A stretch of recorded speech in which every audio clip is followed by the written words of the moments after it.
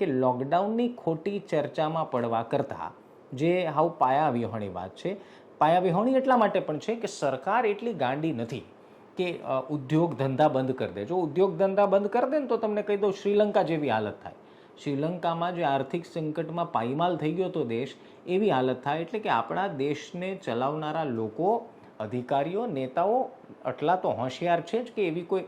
અને બીજું, corona વખતનું lockdown એ અલગ સ્થિતિ હતી, મહામારી હતી, જીવનું જોખમ હતું. એટલા માટે સંક્રમણ વધે નહીં એટલા માટે લોકડાઉન હતું. આમાં અર્થતંત્રની વાત છે. અર્થતંત્રને લોકોને ઘરમાં પૂરી રાખવા સાથે કોઈ નિસ્બત નથી ને સરકાર પણ આવી કોઈ ચર્ચા કરતું નથી. મૂળ જે પ્રશ્ન છે એ પ્રશ્ન મોંઘવારીનો છે. પેટ્રોલ ડીઝલના ભાવ વધ્યા. ઘણા બધાને મેં એવું સોશિયલ મીડિયામાં કહેતા સાંભળ્યા કે 1500-2000નું રોજનું ખાઈ જઈએ છીએ તો 2-3 રૂપિયા પેટ્રોલ ડીઝલમાં વધે તો એટલો ઓહાપો કરવાની જરૂર નથી. પરંતુ જે હોશિયાર લોકો છે એને એ ખબર છે કે આ ઓહાપો માત્ર પેટ્રોલ ડીઝલમાં 3 રૂપિયા વધ્યા એનો નથી, પરંતુ આ ભાવ વધારો ધીરે ધીરે બધી જ વસ્તુઓમાં લાગુ પડશે. ખાવા પીવાની ચીજ વસ્તુઓમાં, ઘરમાં રોજિંદા ઉપયોગમાં લેવાતી ચીજ વસ્તુઓમાં પણ આ ભાવ વધારાની અસર થશે. એટલે એ પણ ધીરે ધીરે મોંઘું થશે. ચિંતા લોકોને એ વાતની છે.